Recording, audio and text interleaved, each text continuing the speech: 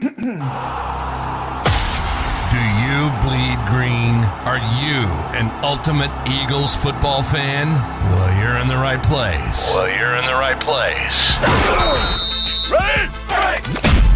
This is Birds 365, hosted by the new Mac and Mac, Jody McDonald and John McMullen. Here we go.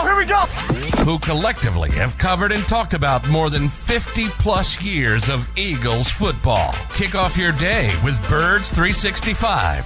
You'll get debate. We love to argue. You'll get the real story from inside the locker room. And you'll hear from some of the great football minds from around the region. You're about to become an Eagles insider. Get in the game. Join Jody Mack and Johnny Mack and join the football community that flocks to Birds 365.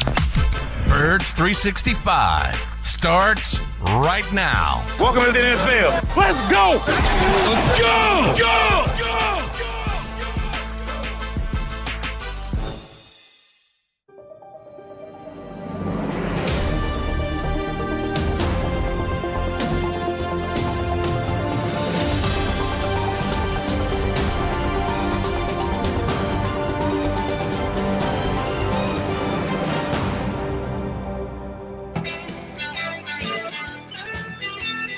And a good Talking Tuesday morning, you Birds fans. You got your Mac and Mac guys, John McMullen and Jody McDonald, here to hang with for the next couple hours in the midst of an off season where it's a good week for info and or at least opinion, because the NFL team meetings are going on out in Arizona. So we heard from Howie Roseman yesterday. We expect to hear from both Nick Sirianni and Jeff Lurie today, the main movers and shakers of the Philadelphia Eagles.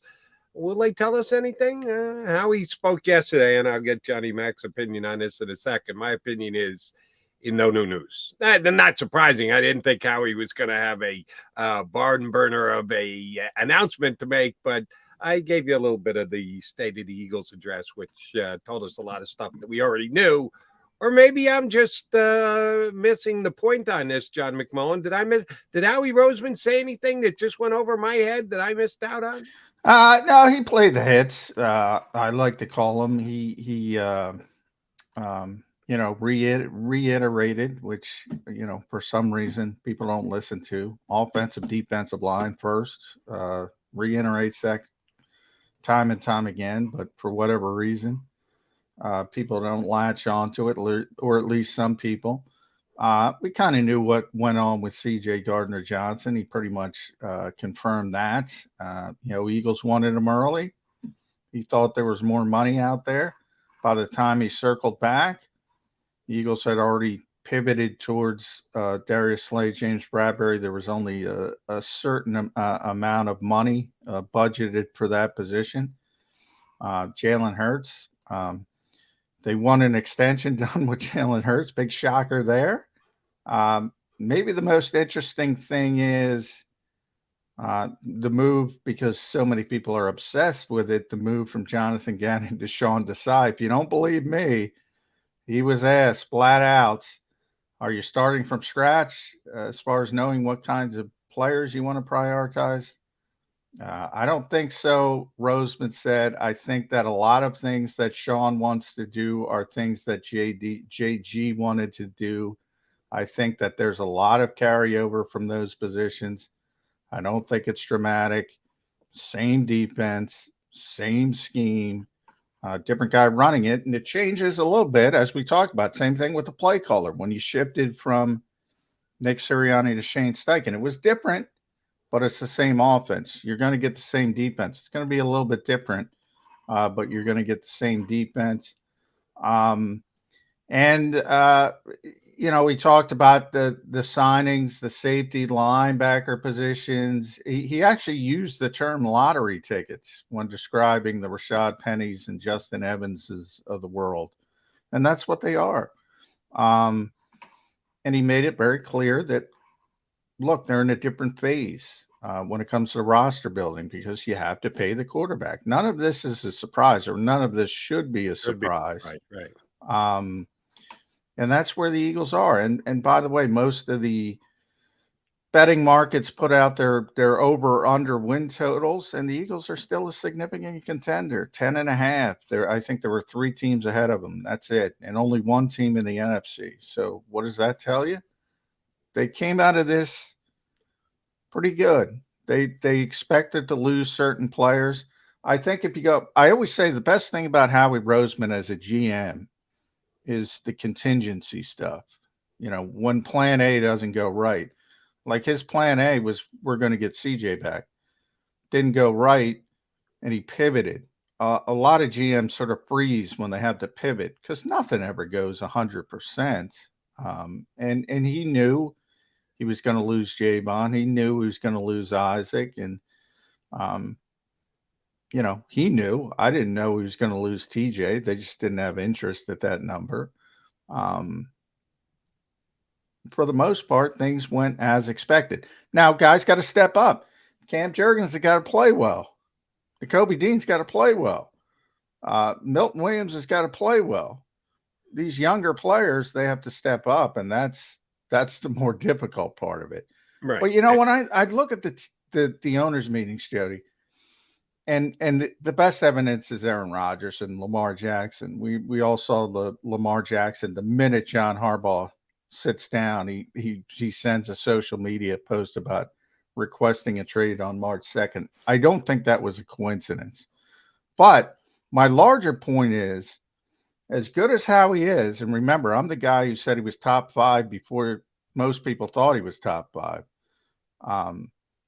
He's got that luxury of Jeffrey Lurie. Man, these GMs got it tough. When they got to deal with you got to deal with Aaron Rodgers. And your guy, Joe Douglas, is now going to have to deal with it because eventually that's going to have to happen. And Brian Gutekunst and Eric DeCosta, who's sober, you got to deal with this stuff. It is a very, very, very difficult job. Right. And the Eagles went through it just a couple of years ago with Carson Wentz and had to move on from him and take a massive dead salary cap hit because of it. So it isn't like the Eagles are immune from it. But your point of, Jeff Lurie rolls with the punches. He doesn't call the general manager and scream at, how did you get us into this mess? And I says, well, how do we get out of it? And they move on with their business thereafter. So you're right to give Lurie credit for that. We're expecting to hear from Jeff Lurie today, which should be entertaining. One of the main things you hit on that I do want to double back on is the change in defensive coordinator and the fact that, at least according to Howie, don't look for massive changes. The defense is what the defense is. Our new DC looks at things a lot like our old DC did. I certainly understand that is the case. But the signing they did over the weekend at least gave me hope that maybe there'd be some more flexibility with this year's defense. You sign a guy like Edmonds, who's a good, solid starter. You get him for relatively cheap, less than $2 million for a guy who started almost every game for the last 5 years for a good defense. That's pretty damn good signing. That's where Howie's Howie. And he is able to negotiate these pretty good contracts, team-friendly Eagle contracts for a guy like him. He's not the type of safety that the Eagles have been using the 2 years under Jonathan Gannon. So that does fly in the face of, here's our defense. We're going to get players who do exactly what we want in that defense. It seemed to me like they compromised a little bit with a guy like Edmonds. And I was hoping that was showing flexibility from Sean Desai. That was one of my few knocks on Jonathan Gannon, was he was always trying to put a round peg in a round hole and was never willing to shave it down to get that square peg to go into that round hole. No, either you play the defense the way I want it played, or you're not going to be able to see the field. How he put a little bit of a damper on that yesterday. Our defense is going to be exactly the same. I'm not looking for massive changes. I'm not looking for Sean Desai to come in here and say, we're going to play a completely different defense. We knew it wasn't the case. We knew that he's a disciple of the type of defense that they play. But I just was looking for a little bit more flexibility. Do you think Howie took that off the table with what he said yesterday? No, because, from your standpoint, like, I get it. You're going from where they were last year versus where they were year 1 to year 2. Like, I would call it forced flexibility. There might be more forced flexibility in the fact that they don't have the player to play what they want to do. So they play it a little differently. Like you go back to what I'm trying to say is I'm not doing a good job of it. If you go back to 2021, well, Gerard Avery didn't play like Hassan Reddick. They didn't play the same defense. They didn't say, well, we need a Hassan Reddick, but we don't have Hassan Reddick. So we're just going to play Gerard Avery like we would play Hassan Reddick. But that was the first year. So I don't think people noticed it much because you got that player. And then they played the way they wanted to play. And they should, because Hassan Reddick was a defensive player of the year candidate. He had a tremendous, tremendous season. But if he had signed a 1-year deal and he was out the door like CJ Gardner-Johnson, and you had to go back with some run-of-the-mill player, well, you're going to play differently. But that's forced flexibility. You don't want to do it. So, when you talk about, and I can't prove this, but my guess is they would, when Howie was talking about lottery tickets, they would hope that the lottery ticket that hits at safety is Justin Evans more than Terrell Edmonds, because Justin Evans, in theory, from what he was before the injury, what he was coming out of college, is the type of safety they want to play with. Now, we'll see what happens when people get on the field. At this stage of the game, though, and Howie also said with limited resources, you got to do what you got to do. And maybe they said, well, this is the best guy we can get at this number. And maybe you have some forced flexibility and you have to play differently until the next off season, maybe not even the next off season, maybe a trade, maybe another CJ like trade. Who's CJ this year? Can you get somebody on August 30th who can fit the scheme? Right. I don't know. So there might be some more forced flexibility. Like, I don't think Sean Desai, Jonathan didn't do it. For all the people want to say he didn't do it, they thought, there's a lot of fans who thought the Eagles changed defensive schemes from year 1 to year 2. No. They didn't play what they wanted to play as much in year 1 because they didn't have the players to do it.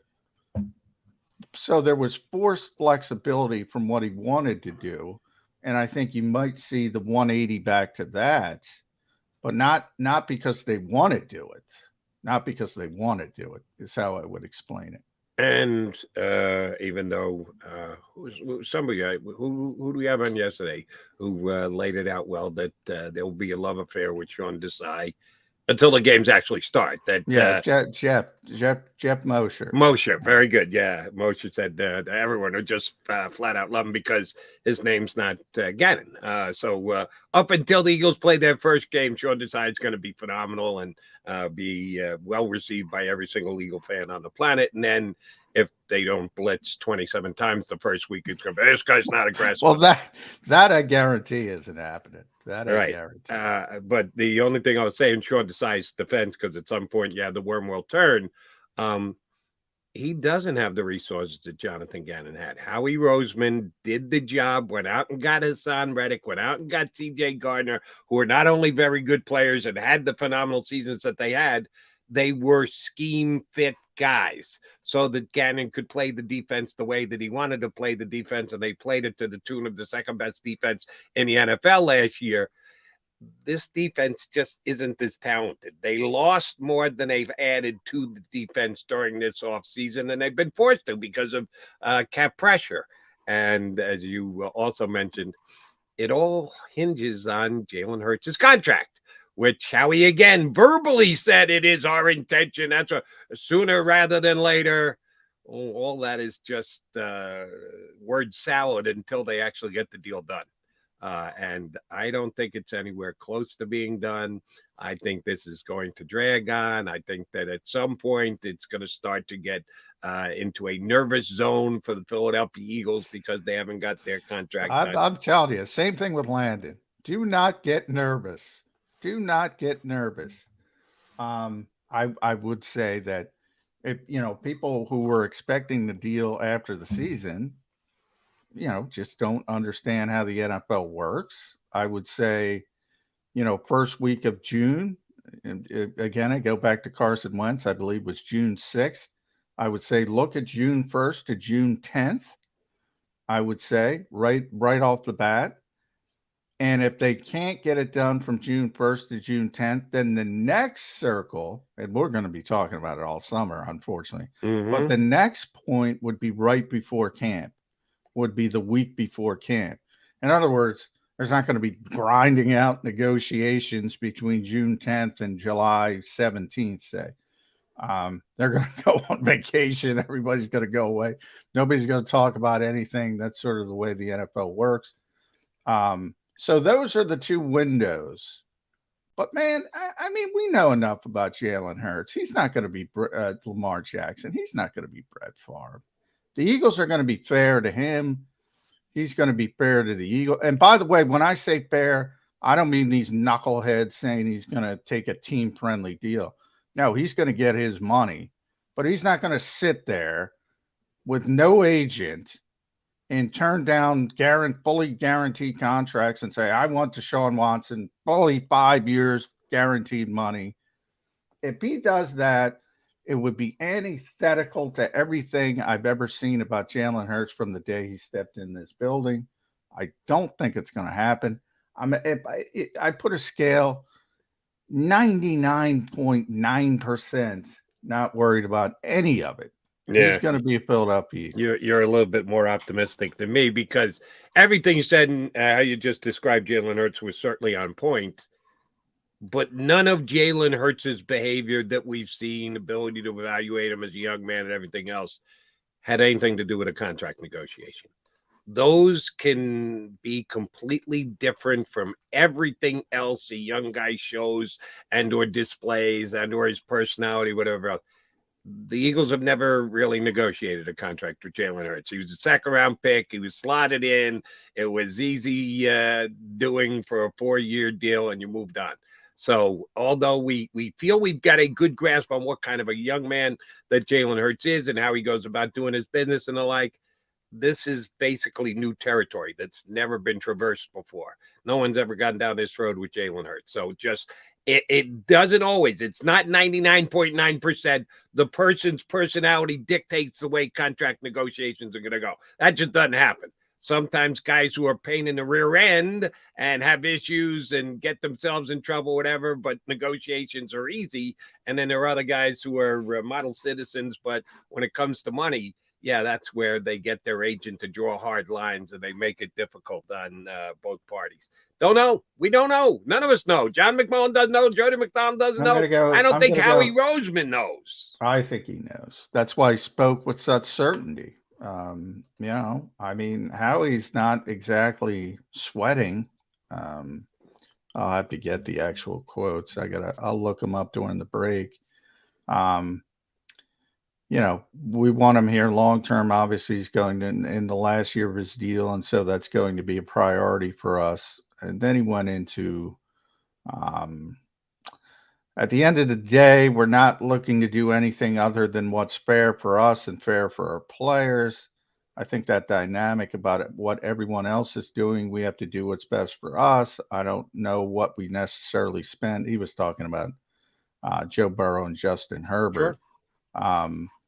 And he mentioned something about, you know, him leaving and not being a concern.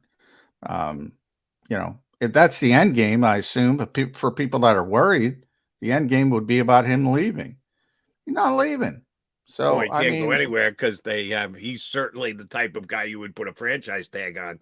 So he's going nowhere at the end of this year. You know, the worst case scenario is he gets slapped with a franchise tag. But here's the one thing that Howie doesn't control. And we can all sing Howie's praises, but there's just some things the general manager can't do. He's only one side of the negotiation. And this is why I think we're going into June, if not into July. If the other side says, no, we want to see the market established, there's been no movement in the starting quarterback market, not top end. Herbert hasn't signed, Burrow hasn't signed, Lamar Jackson hasn't gotten a contract done. We don't want to go first. Howie, we appreciate you're in the neighborhood. We're telling you what kind of yeah, but we don't want to go first. We want someone else to set the market. Howie can't force them. He can't force that. No matter how good No, he we feels about can't. it, no But matter how motivated what, he is, he can't force the other side to take a deal because they hold hands and sing Kumbaya. what I would say is when you're talking about 50 million or so, and I'll put it at 48 to 52. When you're talking about 48 or 52, and then you're talking about going first, and then say Justin Herbert's second, and he gets 53 or 54, and Joe Burrow gets 55. Once you're up in that stratosphere, remember, people can talk about leverage all they want. It's the same thing I talk about with the Packers and Jets. That everyone says, not everyone, but a lot of people say the Packers have leverage. No, they don't. They don't want that knucklehead showing up to training camp. They don't want $60 million looming over their heads. They got to do something. Watch, they're going to do something long before July 27th or whenever they're going to report to training camp, because they don't want him there, and especially him. They don't want him on the Pat McAfee show every stinking week, airing the dirty laundry. It's not worth it. And then the second part is Jalen hasn't made significant money. He's made significant money for me, for Jody McDonald, maybe not for Ricky Ricardo. I know we got to get the break. Ricky's in the green room. He hasn't made significant money yet. He's going to sit and wait for an extra $2 million when we're talking 50 versus 52. I don't buy it. I don't buy it for a second. Especially with the way he plays the game. I mean, you do have to be realistic and say, what if he gets hurt? I'm not risking my future for $2 million when I'm getting $50 million a year. Okay, that's just me.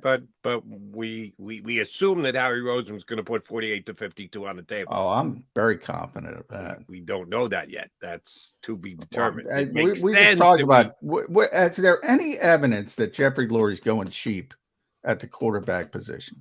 Well, they went cheap at the safety position this year offseason, didn't they, John? They didn't get the TJ Johnson thing done. We're comparing safety position in the Eagles with quarterback. They gave Carson Wentz position with any other position on the Eagles. They gave Carson Wentz, with all his injury history, the largest contract in franchise history on June 6th when he was eligible for an extension. At the time, the largest contract in franchise history.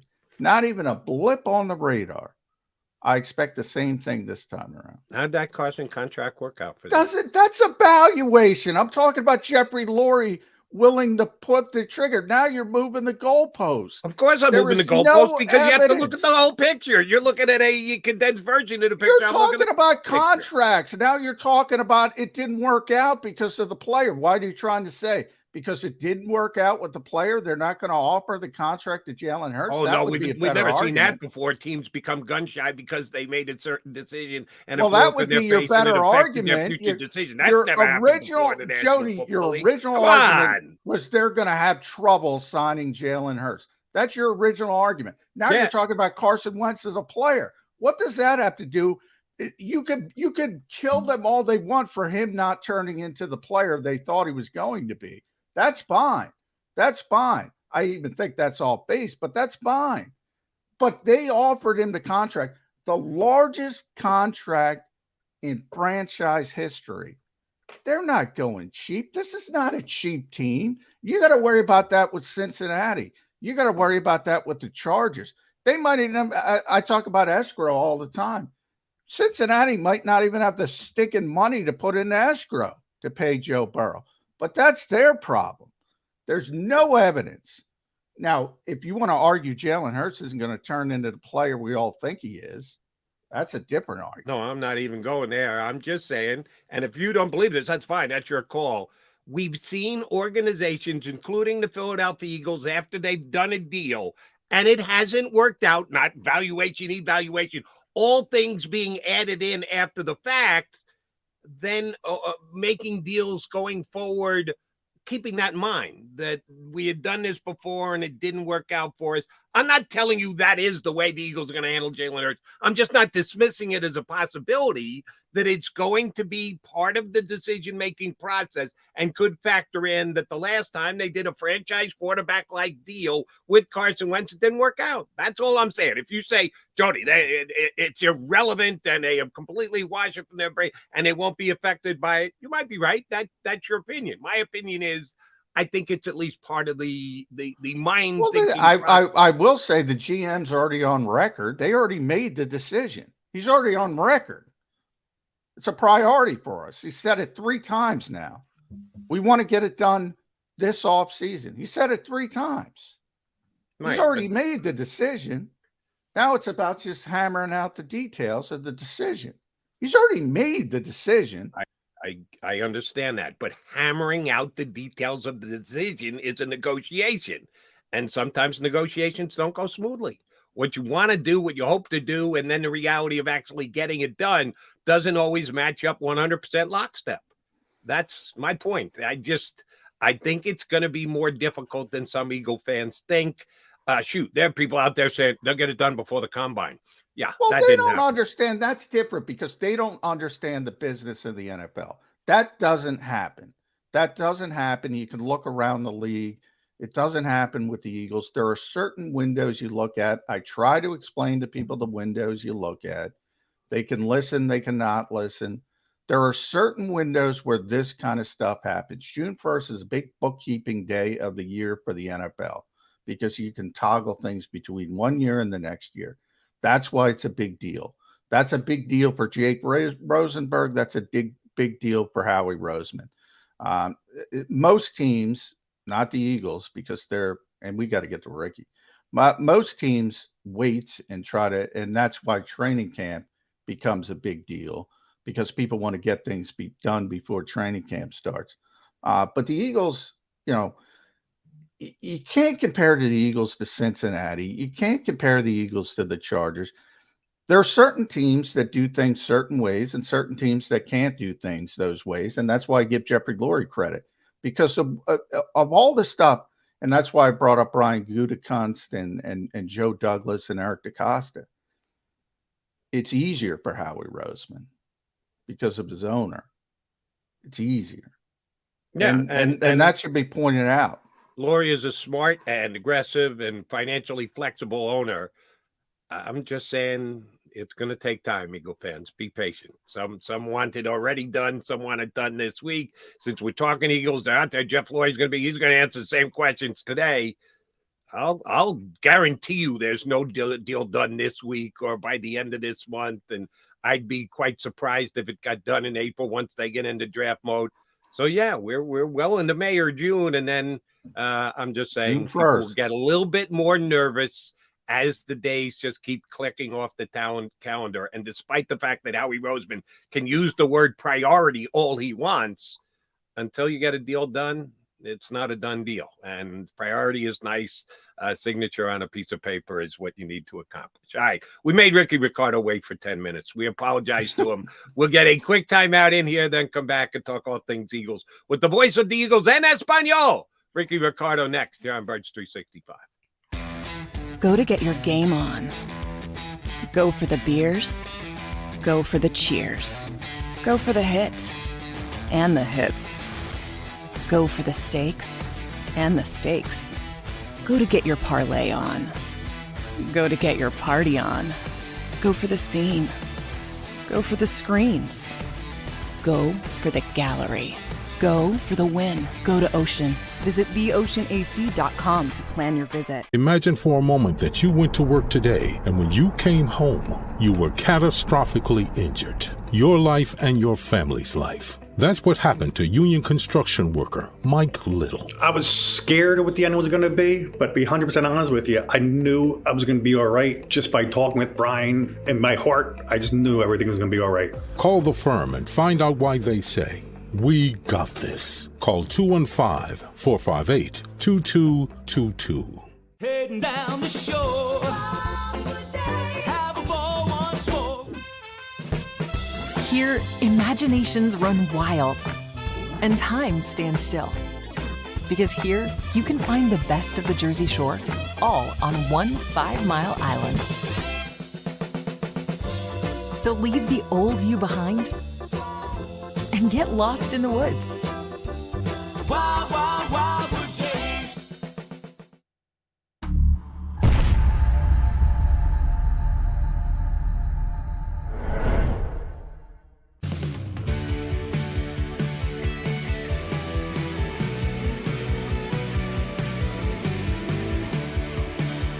My name is Fran Salerno. I'm a managing director here at Del Valle Insurance Group. Been in the business for over 36 years, saving people money on their insurance needs. Give us a call. Let us help you custom design an insurance plan that meets both your needs and budget. They're carving them up and good play calling along the way. First and goal at the 6.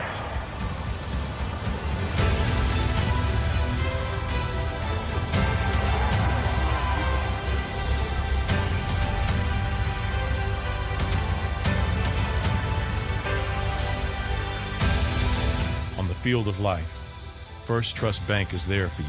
Champions on 3. 1, 2, 3. Because Philadelphia dreams deserve a Philadelphia bank.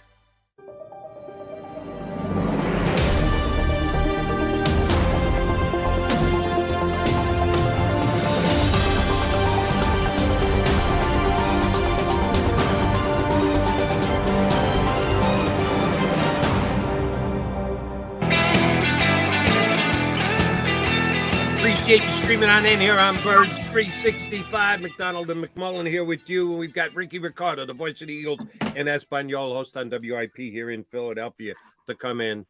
Thanks for your patience, Ricardo. Sorry, Johnny Mac and I were going back and forth. We left you hanging there for a couple of minutes. Did you get an extra cup of coffee? It was an interesting argument, though. I appreciate your patience, Ricky. So we'll start there with you. Well, wait, hold on.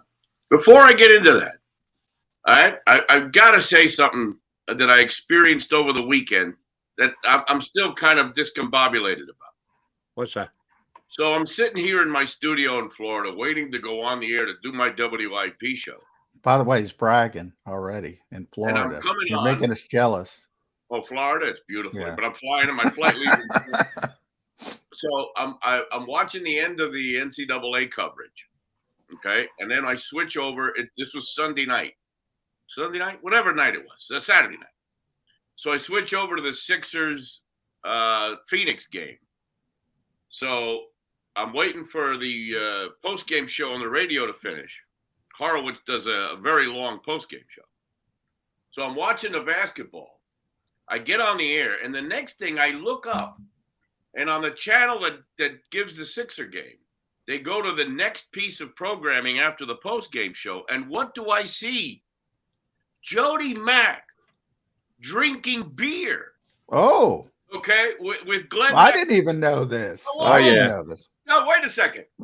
I've known Jody Mack many, many years, and I have seen him consume many 48-ounce big gulp, soft drinks or that type of beverage. Never, and maybe a stogie once in a while, but I have never seen him try to consume or enjoy an adult beverage. And remember, these are these craft beers, all these weird stuff. See, I associate Jody Mack with either Schaefer or Rheingold Extra Dry. Rheingold. Wow, Schaefer. We're going back. Okay? Those were the two official beers of the New York Mets television network on Channel 9 on WOR. Either Rheingold Extra Dry, and it looks so uncomfortable for you, Jody. You look like no. You got some right reads and you got some wrong reads. No beers are uncomfortable in my hands. I have preferences, and believe it or not Rheingold or Schaefer, although I've had many in my day. I've always been a Bud man, and they had a taste test on the show, and I didn't pick out the Bud, so I was embarrassed. But I'm an equal opportunity drinker. I'll have a little bit of whatever you give me. I'm with you though, Jody. If you hand me a bunch of IPAs, just give me something. Just give me a regular beer. I don't I'm need not all as caught up in the craft beer thing as my buddy Glenn Macno is. Oh yeah. But the Glenn's quick big. side story to Ricky's story is I got a call last night on WIP, and the guy appreciated. He saw the same show and watched it and laughed and had fun. He said, "Here's why I love you, Jody." It was myself and Glenn Macno and Ed Hospodar, a former Flyer boxcar. So they gave us these little cups, and they hold maybe 4 or 5 ounces. Maybe it holds 6, but they filled it up three-quarters of the way. And Glenn took a nice little sip, and Boxcar took a nice little sip. I took the glass, I drank half, I tasted it, and I drank the other half. So I finished it all. And Ed and Glenn have more than half left in their cup. He goes, "At least you're a drinker. You're gonna, it's only 5 ounces. What the hell? Put it down." And I did. And I killed all 5 of the beers at 5 ounces at a time. Had a nice little buzz by the time the show was over. Thank you for asking, Ricky. Which one of them did you like the best? Because I had the volume down, so I couldn't tell. You know what won the taste test, believe it or not? Pabst Blue Ribbon. Oh, I like it, but it wasn't an IPA at least. So no, it was all non-IPAs. These were all just regular beers that we were tasting. So in the end, a beer that was more associated with the New York Yankees. That's the one that won. It got my highest rating and the group's highest rating as well. So yeah, I had a nice buzz at it, but I looked a little foolish. I had to wipe some egg off my face. All right, do I need to wipe egg off my face in saying, yeah, I'm nervous about the Jalen Hurts contract, that this isn't going to get done in the next 2 days, 2 weeks, and maybe not the next 2 months? I don't know where this is going. I don't know if Jalen Hurts' persona, his professionalism, just the way he comes across, I don't know if any of that is going to rub over to the way his representative. I'm assuming he's not going the Lamar Jackson route, and he has an agent.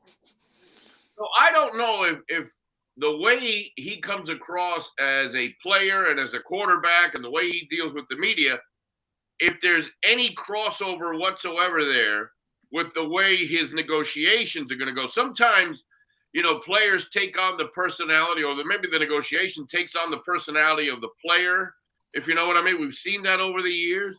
Everything is very professional, very astute with Jalen Hurts as far as everything we know about football and the way he deals with us.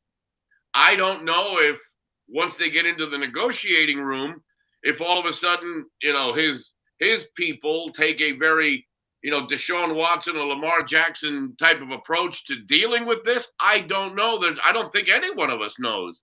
There's no precedent for this. Nope.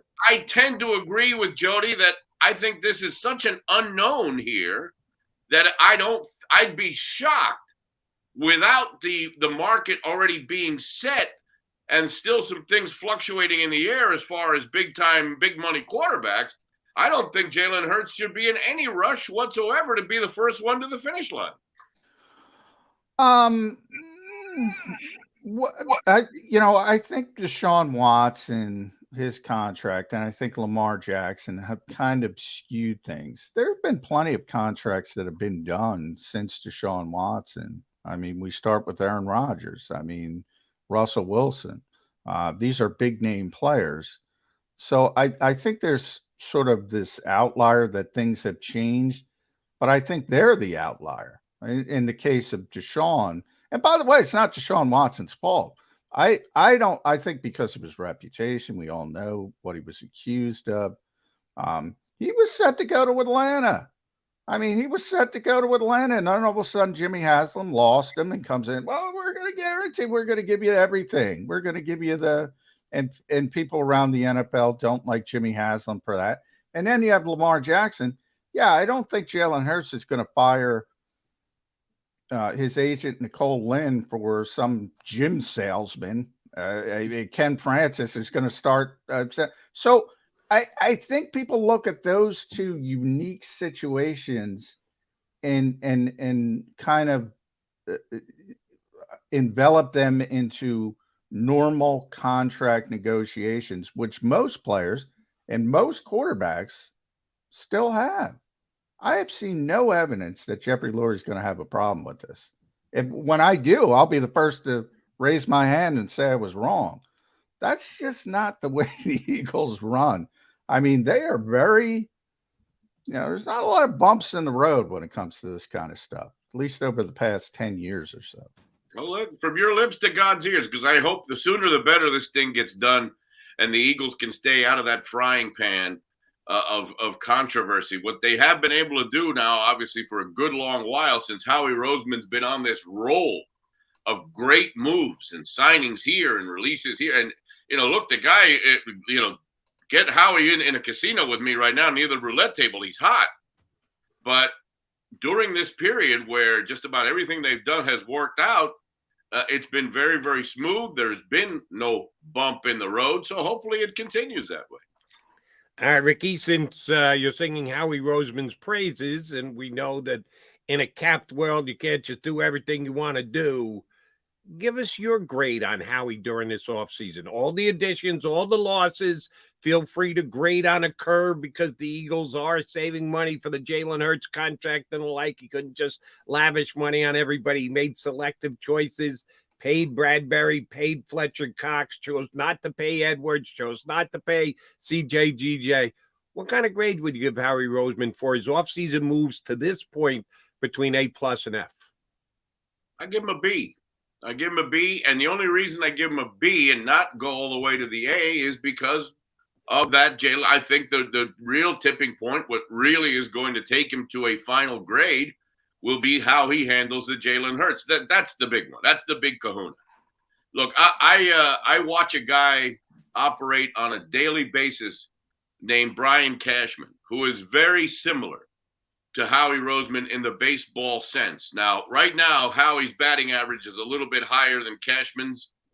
Overall, remember, Cashman's been doing this, I think, Jody, 25 years? Yeah, over 20 for sure. That's amazing longevity for that franchise. Yeah. So you're talking about two guys that have been able to maneuver their way through the landmines of new collective bargaining agreements, luxury tax on one end, hard cap on another end. I'm going to give him a B because I still need to see the biggest domino fall, which is the Jalen Hurts contract. But having said that, I said, and I may have said it with you guys, I may have said it on the air, I may have said it to the dog here, but I thought Selmalo would go. I thought Hargrave would go. I just thought those were two high-ticket items that weren't realistically going to come back. The one that I was wrong about was Gardner Johnson. I thought once he got past that third day and nobody jumped and just threw, a Brinks truck worth of money at him, I figured he was coming back. Now, the two safeties whose name, look, I can't even recall the names right now. I think Terrell Edmonds is one of them. Edmonds and Evans, right. The other one. So Justin Evans. Evans, is it? Yeah. Justin Evans. So who knows, how big an impact either one of those two guys is going to make. I saw when Gardner Johnson was out this year, Blankenship did the job. Was that a Band-Aid or was it a permanent fix? It remains to be seen. I think the experience that Blankenship got was very, very important to him moving forward. So I think that's something that for now is on the good side of the ledger with Roseman moves. I'm going to give him a B, and if he's able to get the Jalen Hurts situation wrapped up without a ton of controversy that kind of throws the Eagle machine into a tizzy, then absolutely he gets an A in my book. I think right now it's a B with that one large move still waiting to go. Hey, Ricky, I'm glad you brought up Brian Cashman. When Howie was exiled, I'd like to say, during the Chip Kelly era, he traveled a lot and he went to visit other successful sort of GMs, team presidents. And one of the ones he went to visit was Brian Cashman. Went to visit R.C. Buford with the Spurs. The guy who ran Manchester United, I forget his name. He went all over trying to pick the brains of successful executives, and Cashman was one of them. And he was a lot better after he talked to those guys than before. I think people forget Howie Roseman 1.0 wasn't as good as Howie Roseman 2.0. So in many ways, Brian Cashman's one of the guys who helped Howie Roseman become Howie Roseman, and Howie admits it. So I'm glad he brought up his name. But as far as the Eagles, as we said, in free agency, I'm with you. I thought they were going to get CJ back, but I thought they were going to lose Bradbury. I think the Eagles felt that as well. And all of a sudden they get Bradbury, who took a little less. And the whole year, Bradbury said, I want to be back, but I'm going to take, the best contract. And then it comes time to it, and he says, yeah, I'm going to come back. And I think the Eagles pivoted at that point. That's where I think Howie's good. I think that's where he sets himself apart from other GMs, is the contingencies. When other people get punched in the face, and everybody gets punched in the face, they don't have a plan B. They don't have a plan C. Howie tends to have a plan D, a plan E, as we saw with A.J. Brown, C.J. Gardner-Johnson. You see it that way, or you think it's just luck? No, I do, J-Mac. I think Roseman's time, and you're absolutely right. When he got exiled, I don't know what, the guru, he went to these other guys, but the 2.0, the post-Chip Kelly Howie Roseman, I think is the model right now, the model for a successful young general manager in sports, period, because of that very fact. If one thing doesn't work, he's got another 2-3 pieces right behind that might fit in. And in a very fluid NFL situation, the way it is now, where year after year you're renegotiating, I think a great move that came out of the blue for me was the Lane Johnson renegotiation. The way Lane played last year, when healthy, I think showed you that he still has a lot left in the tank. He is over some of the other hurdle. Remember, Lane's had, substance thing. They had the, came out publicly, which is, great of him as far as, maybe some mental health issues. There's been a lot with Lane Johnson. And he played so well. He was the best right tackle in the game, in my opinion. To be able to, to save on this year's number, what is it, 8-10 million, something like that they're going to save on this year's cap by extending Lane and renegotiating. There were some things that I would have never thought of that he had in his bag of tricks this year. And what I thought maybe, because I'm predicting, guys, that September 7th, Thursday, September the 7th, the Phillies are off. That's the night that the NFL debuts, right? And I know the schedule hasn't been announced yet, but I'm going to say it anyway. Eagles at Chiefs. They've got to play the Chiefs this year anyway at Arrowhead, so it'll probably be a Super Bowl rematch on Thursday, September the 7th. I thought it would be a much, much different Philadelphia Eagle team, and not in a positive way. Now my outlook on that has completely changed.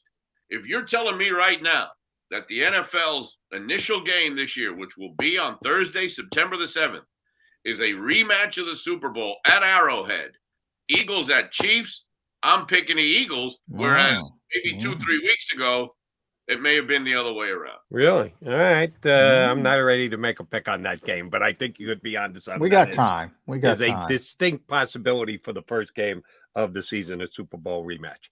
I got to give Howie Roseman both credit, and that therefore comes into a question. One thing that Howie's been able to do, and John emphasizes this all the time, and he's dead on right. Part of Howie Roseman's ability to be as good a general manager as he is the fact that Jeff Lurie's a great owner and is willing to go along with Howie's moves and the risks that he takes, and signing big. You just mentioned the Lane Johnson contract. He's writing a big check this week. Lane Johnson's getting upfront money, guaranteed, and the owner's got to be willing to write that check so that he can get cap relief down the road. So yes, part of Howie's greatness is derived from his owner being the type of owner that he is. But going into this season, 2023, dead money cap hit that the teams are carrying in, and you've got to just subtract that from your cap to start the season. Eagles are number one in the league, and it's not even close to who's second. The Eagles are at like $46 million of dead cap money, and the Raiders are number 2 at 29 and change. It like a massive drop off between number 1 and number 2. Not number 1 in the rest of the league, just number 2. So that's Jeff Lurie just being willing to eat all this money going forward. They did it a couple of years ago when they cut Carson Wentz, the biggest individual player dead cap money hit ever. And oh, by the way, they still made the playoffs with Jalen Hurts as a second-year quarterback. Is this ever going to catch up with Howie? That the Eagles do a lot of credit card economics. The bill is going to come due at some point. And if you don't pay right away, there's credit attached to it, fines attached to it. Can Howie just continue to do this the way that he has? Listen, this is Peter paying Paul, whatever, that old saying. I get it. I am ready. Mentally, I am ready for either 2025, 26, 27. Somewhere down the road, there's going to have to be a big reset, and we're going to have a 5-12 or a 4-13 season. I know it. Now, the window in the NFC right now is still wide open for this team. Yep. I think it might be wide open depending on how this draft works out. I think the NFC with Rodgers eventually, you figure anyway, getting over to the AFC, but he's only a year or two, as far as relevance anyway in the league. But with the most important position on the field being quarterback of a National Football League team, NFC side, I just honestly don't see anything on the horizon. I don't see a team, not the Giants, I don't see a team in the division that's going to challenge the Eagles in the next couple of years. If you tell me the 49ers, if you tell me their young quarterback finally develops and the way that organization is run, that they may be the biggest contenders or challengers to the Eagles in the conference in the next year or two, I might buy that. I don't know about the Lions. Yeah, they did well toward Jared Goff. Come on. I think you go all in right now for these next couple seasons, that credit card economic. I get it, the whole thing. I know I'm going to pay for it down the road. I'm making a deal with the devil right now, but I think it'll be worth it. I think the Eagles should get back to at least one more championship game and or Super Bowl while the NFC is still kind of in flux. And if it takes having to pay for it down the road, not only myself, but I think the Eagle fan base is willing to accept that, because right now we're in a position where the Eagles are a move or two or just a stroke of good luck or just consistent good play away from maybe bringing another Lombardi trophy to Philadelphia. They're set up. The championship window is open. Yep. To Jody's point, and at @RR_Ricardo FAN. Make sure you follow Ricky on Twitter. I'm going to go to your baseball team as well again. I'm going to go to the Yankees. If there's going to be a shift, the shift is going to be, to Jody's point, we now know the TV deal. It's locked in. So we now know the cap is going up and up and up and up, barring another pandemic. And I don't think that's going to happen because we learned our lesson from the first one. They're not going to shut down businesses. So it's going to keep going up and up and up and up. If there's ever a shift in the Eagles' philosophy, it's going to come with a shift from Jeffrey Lurie to Julian Lurie. And I'm not saying you've seen it with George Steinbrenner, the Hal Steinbrenner. Right. Not that the Yankees don't spend money, but they don't spend money at any cost like they used to do to win. No. Now, Jeffrey's about winning at this stage. Julian might be, but my point is, I don't know. There might be a shift at that point. But as long as Jeffrey's here running this team, the Eagles are fine. The Eagles are fine when it comes to dead money. I agree. And there is a distinct difference between the way George Steinbrenner ran the club and his son Hal Steinbrenner runs the club. There was a difference when the late Hank Steinbrenner was involved in the everyday operation of the team. There was still a lot of George in Hank. The Hal and Jody will tell you is night and day different the way he goes about it. Now, both with the perspective of World Series or bust. That is still the Yankee philosophy. You don't win the World Series, the season was a failure. I don't think the Eagles are to that extreme the level or the expectant level of excellence, I think, is year after year getting stronger for the Philadelphia Eagles.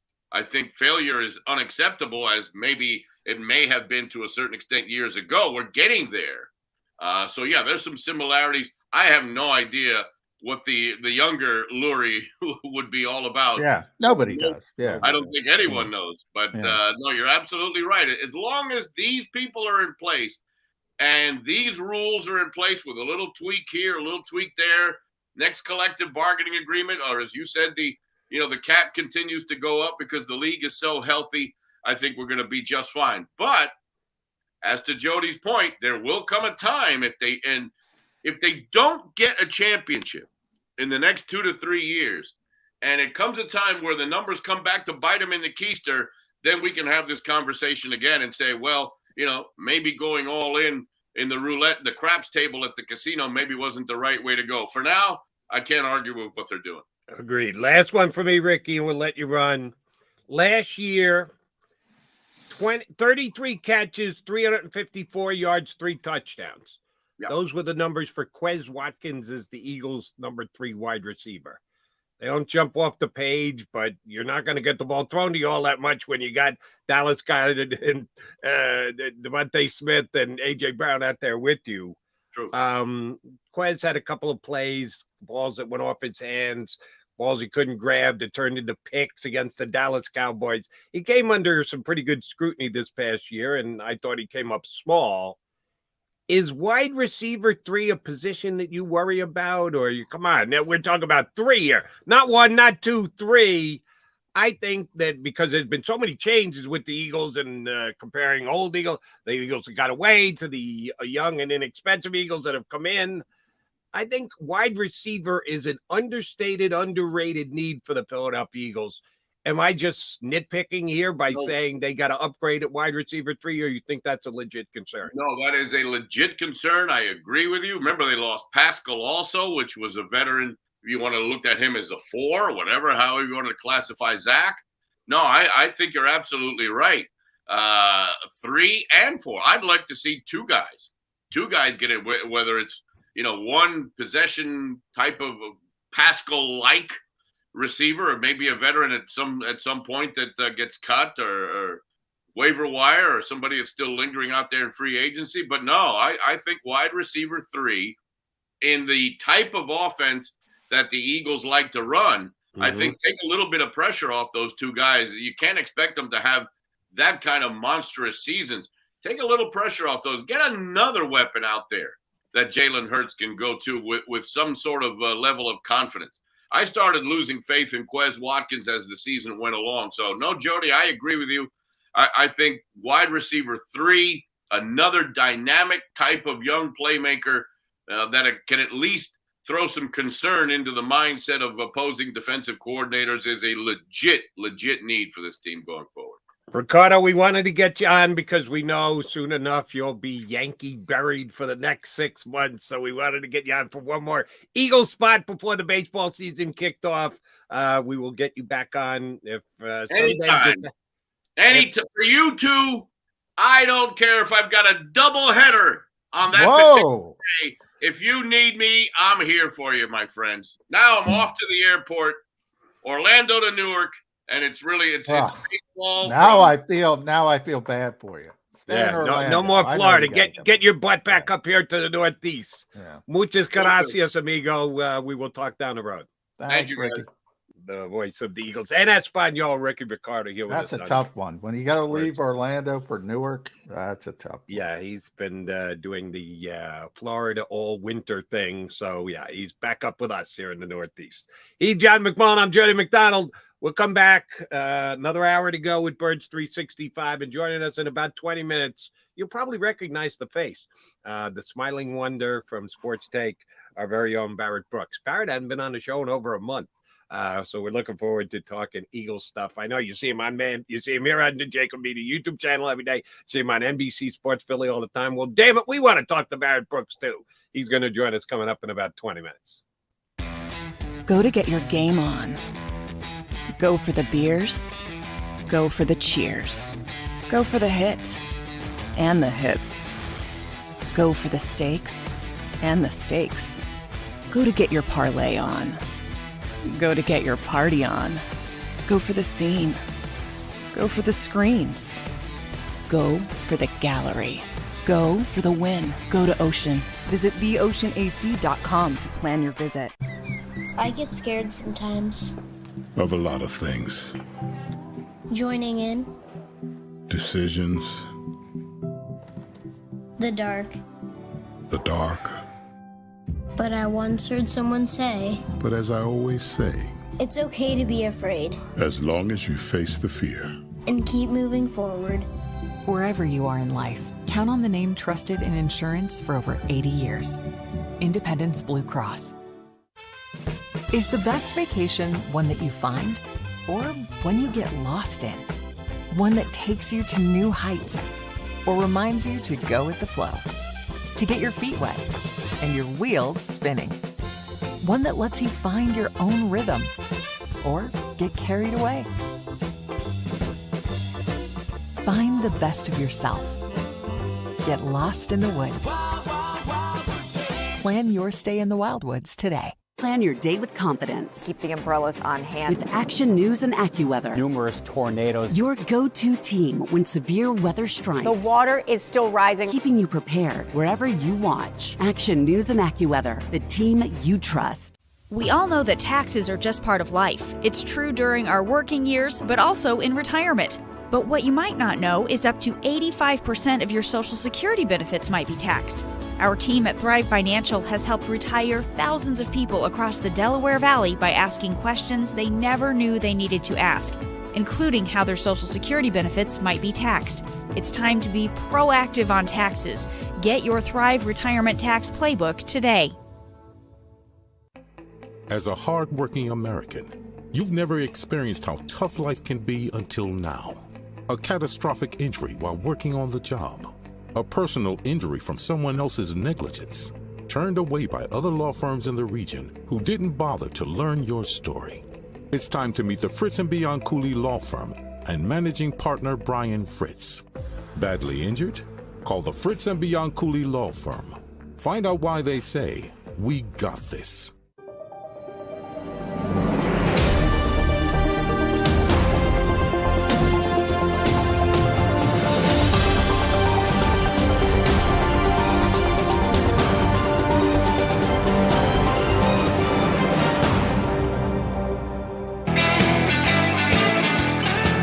You got your Mac guys here on Birds 365. We thank Ricky Ricardo for jumping in with us and giving us some Eagles thoughts. He's just a flat-out good dude, does a great job.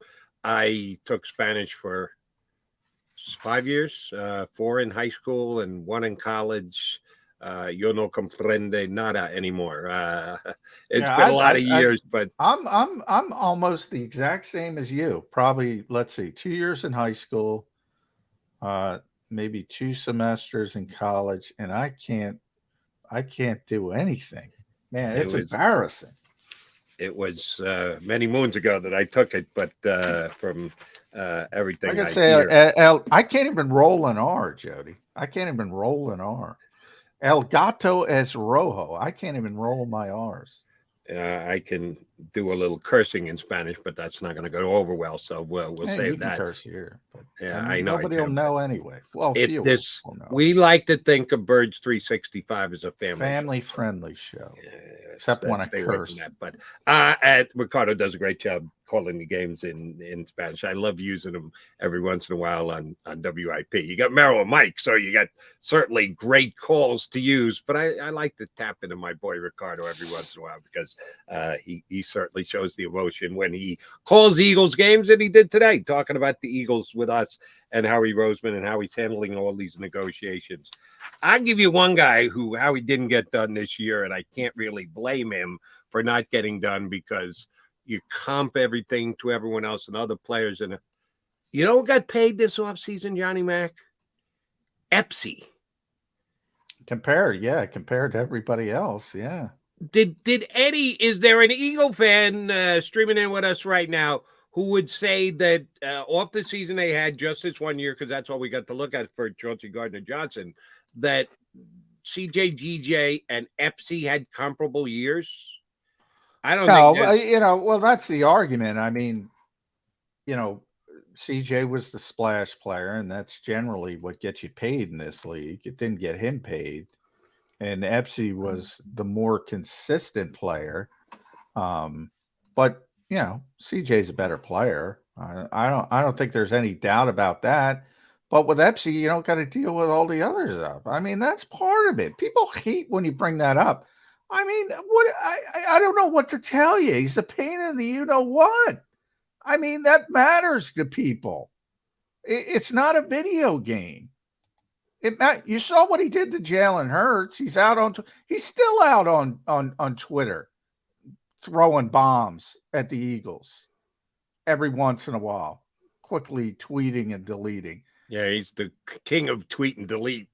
That shit matters. Here I am cursing. And people get really upset when he brings it. And Marcus is just, the exact opposite. He is rock solid, team guy, leader, understated, very much like Terrell Edmonds, the exact same type of guy, reliable, played 99% of the defensive snaps, Jody. And the only reason he didn't play 100 is because they had a couple blowouts in there and they gave him a breather.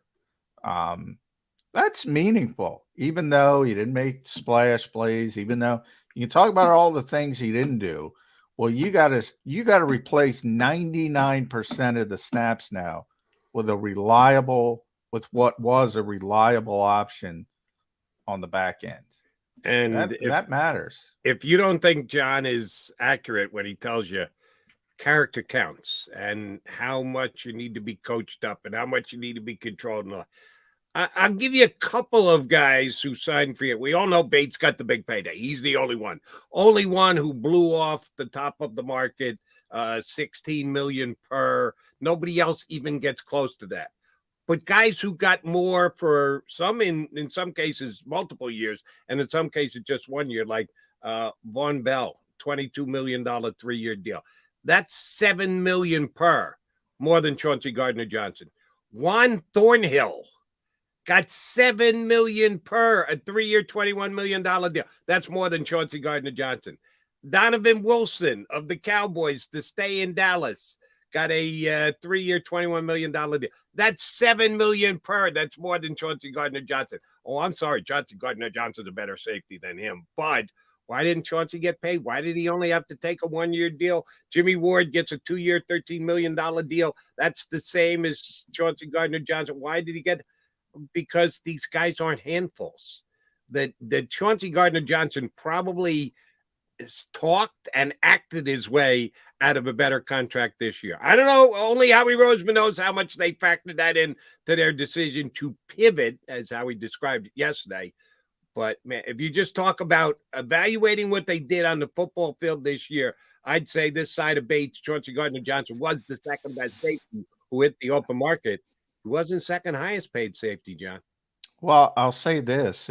Here's how I would describe it. If CJ played the exact same way he played and he acted like Marcus Epps, he'd probably have a contract over $12 million a year average annual value. That would be my guess. Wow. And that's a pretty significant step up. And here's all you need to know, because, and I use it too, but average annual value doesn't even matter. What matters is the fully guaranteed money on all these deals. And the day Marcus Epps signed his contract, he got more money than CJ Gardner-Johnson. He got, I think it was 7.8 or somewhere in that, just under 8 of guaranteed money. He got more money than CJ Gardner-Johnson, and they're not comparable players. No, I'm looking at Sport Track Net right now. F's got over 10 guaranteed out of 12. Well, I think some of that, fully guaranteed. I got 7.755 guaranteed at signing. And that's the fully guaranteed part of it. So, there's agent speak. But either way, he got more money. He got more money than CJ Gardner-Johnson. And he's not the same player. So if you don't believe me, and plenty of people, I got the hate mail to prove it, as usual, you explain it. And you and I have talked about this many a time on the show, and we both disagree with it, but we both acknowledge it is still a factor in the NFL. Yeah, your pedigree counts. That where you were drafted, what your moves in the league have been. Marcus Epps was released. The Eagles picked him up on waivers. And for him to just a couple of years later, first year as a full-time starter, to be able to jump up into the pure second level of safety contracts. There's Bates, and then there's everybody else. And Epps is right there in the middle of all those other guys. He was able to outdo what does your pedigree say you should be? Where were you drafted? How much have you gotten paid before? He's gone above and beyond it. And he is such a good dude. I can't do anything but root for him, even though he's not going to be an Eagle next year. More power to Epstein to get the kind of deal that he got from the Raiders. Yeah. And, there's always, maybe Las Vegas made a bad decision. I mean, you can argue all of that, but you mentioned some of the other safeties and CJ, CJ led the NFL in interceptions. Think about that. And he missed 5 games. He missed 5 games and led the NFL in interceptions. And I remember he wasn't talking about CJ, but I remember I was texting a former GM at the beginning of free agency, and he said, plays get you paid. Making plays get you paid. Not in the case of CJ. Not in the case of CJ. There's always an exception to the rule. And why was it an exception to the rule? Well, look to the tweet and delete. And imagine dealing with that every day in the locker room, that kind of stuff. It is what it is. It is what it is. But, there are 31 other teams as well, Jody. 31 other teams as well. And there's no collusion here, although I'm sure there will be conspiracy theorists who believe there is, because there always are. There ain't 31 teams getting together, 32 teams getting together and saying, hey, let's screw over CJ Gardner-Johnson. Because he's got a big mouth and he's a social media activist. No, that didn't happen. But speaking of collusion, I do want to get one quarterback point in before we punch Barrett up, because I saw something yesterday that just made me laugh out loud. Lamar Jackson apparently has decided to ask for a trade. He is requesting a trade from the Baltimore Ravens. Somebody's got to sit Lamar down and explain to him the way the NFL works. You're a free agent. Yes, you are still tethered to the Ravens by a franchise tag, but you are allowed to talk to and sign a contract with any one of the other 31 teams in the NFL. How would it benefit the Baltimore Ravens to trade your rights to someone else? Why would any other team want to acquire your rights? The only way that makes any sense if the Ravens go, yeah, we'll just take a 2 for him. Right now, if he signs with another team, they get 2 first-round draft picks. But they're just going to, out of the goodness of their heart, because they've got this great relationship with Lamar, trade him on the cheap so that the team he's going to doesn't have to pay for his services? How stupid is that? To defend Lamar, which I rarely do, feel free to try. In these negotiations, he's a good player. I could defend him as a player. He's a dynamite player. But in these negotiations, he's been an absolute abject disaster. But he asked for the trade on March 2nd. He announced it yesterday for some reason. And that kind of explains why the Ravens went the route that they did, and with the non-exclusive franchise tag, which essentially said, all right, go out and go work out a trade. So the timing, I don't know any other reason for him to go public with it. The moment John Harbaugh sits down for the AFC coaches breakfast, that's the minute he sent it out and said, I asked for a trade on March 2nd. So the timing he didn't ask for a trade yesterday. The timing was it was way back, but he said it. That was tweak the Ravens further. I mean, there's no other way to look at it. Trying to burn bridges with them. Is that what? Do you believe that was his? Well, I don't know how else to look at it. Yesterday. Why? What? That's really convenient timing. Talk about coincidences. Talk about conspiracies. I'll tell you what. That's a hell of a coincidence that the minute the AFC coaches breakfast starts, and from all the guys I was talking to that are there, here comes the tweet, here comes the Instagram, whatever the hell it was, and host of reporters running over to John Harbaugh. I don't think it was a coincidence to release it at that particular time. I know Lamar is acting as a lone wolf here. Do you want to speculate on what his mindset? What was he? Well, he's not acting as a lone wolf because he's got Ken Francis. Ken Francis, and he's got Meek Mill working as a go-between, trying to get him to the Patriots because he's like this with Robert Kraft. So he's got a lot of boys in his. Meek Mill's going to lose. Well, the Eagles don't need a quarterback, so I guess Meek can rest easy to not upset Eagles fans. But what do you think? What do you think Lamar was attempting to do by sending out the social media message? He wants to use wrestling terms, because I'm going to use at least one wrestling term each day in WrestleMania week. He's trying to be the baby face. He's trying to spin it like, oh, baby face to who? Well, to the public, to the general public. That's what the fan base. That's what you play baby face for. The non-Raven fan base, you mean? The other 49. Yeah. Even the Raven fan base a little bit, in the fact that, that's unrealistic. He's asking a trade from the Ravens, and that's going to win over Ravens fans? No, he's trying to say it's not my fault. It's not my fault. The horrible Ravens. They've screwed up my love affair with you, the fans. That's what he's trying to do. I don't think it's going to work. You think there are Raven fans that are dumb enough to believe that? Oh, yes. I don't think a lot, but there are a few. There are a few that will blame the Ravens because they're on the player's side. It'll be a small minority, but there will be some that always defend the player no matter what. My opinion is the Ravens haven't mishandled this one iota. Look at Eagles fans, Jody. The minute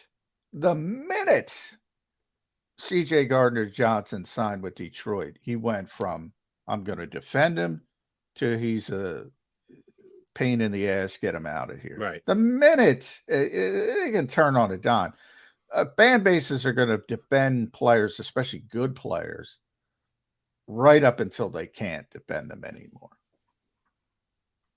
You're probably right, but Lamar is sitting there in the gray area middle, and I don't think he's winning over any fans from the Raven fan base by I requested a trade.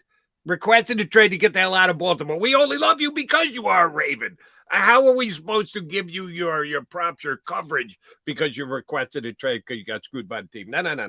Only when you're in purple, buddy. Once you get out of purple, like J Mac just pointed out, the tide can turn like that, and they can go the other way on you. All right, we're going to turn the tide here. Coming up next, we got our big boy, Barrett Brooks. He's going to jump in with us.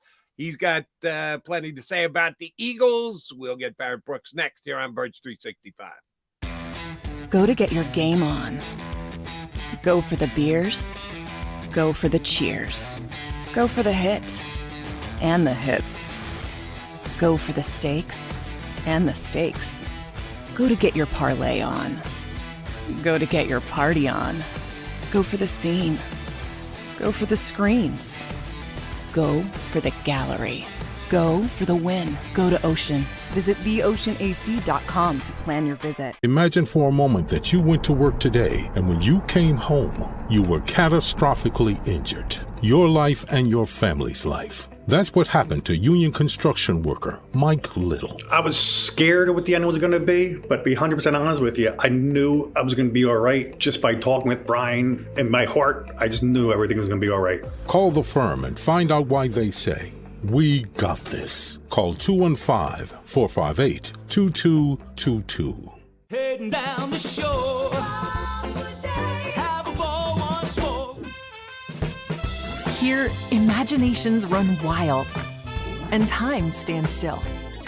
Because here, you can find the best of the Jersey Shore, all on one 5-mile island. So leave the old you behind and get lost in the woods. Wild, wild, wildwood days.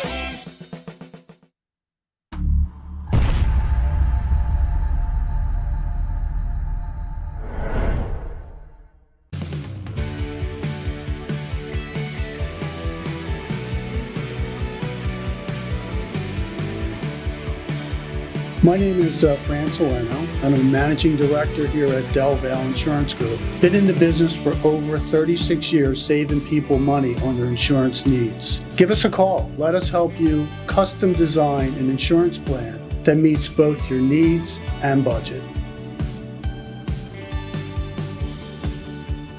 They're carving them up and good play calling along the way. First and goal at the 6.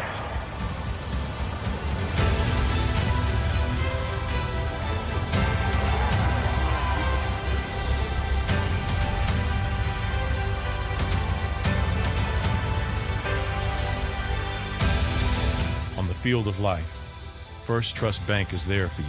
Champions on 3. 1, 2, 3. Because Philadelphia dreams deserve a Philadelphia bank.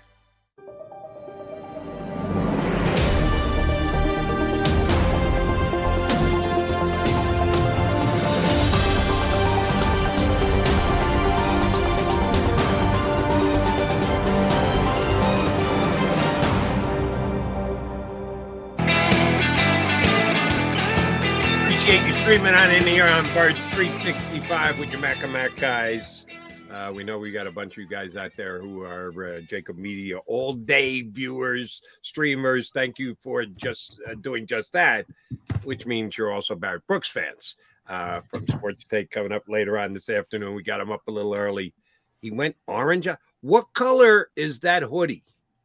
It's definitely orange. Orange, like a lighter orange. Almost like a creamsicle orange, man. So I thought I'd wake you guys up this morning, man. Where the hell did you get that? The DXL, man. In fact, they need to sponsor me. DXL, man.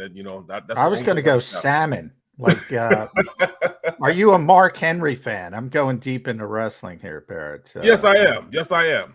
His famous promo on John Cena was done in a salmon jacket that was just tremendous. That's what it reminded me of. Okay. John Henry was the strongest. It was like the strongest. World's strongest man. Yeah, man. John Henry was that dude, man. It's time for the main event. Yeah. That is Barrett Brooks joining us here on Birds 365. All right, here's where I want to start with you, Barrett, because I bring it up to a bunch of our guests, and no one is more apropos to ask the question to than you.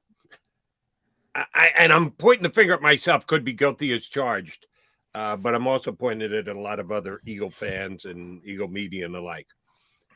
Do we just accept the fact that when the Eagles lose an offensive lineman or have to move an offensive lineman and put a guy in a position that he hasn't normally played, is not his number one spot, that it's just going to be okay that we're going to replace Isaac Seumalo with Cam Jurgens because Stoutland says so, that he's going to wave his magic offensive line coach wand, and it's going to be perfectly fine. We know that's exactly what happened with Dickerson, who was going to be the heir apparent to Jason Kelsey, and then they needed him a guard, and they moved him over there, and boom, like that, he's a Pro Bowl level player.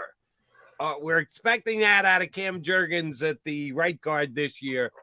Do we just put too many eggs in Stoutland's basket? Is that unfair to the young player who you were asking to change positions? In all actuality, it's not.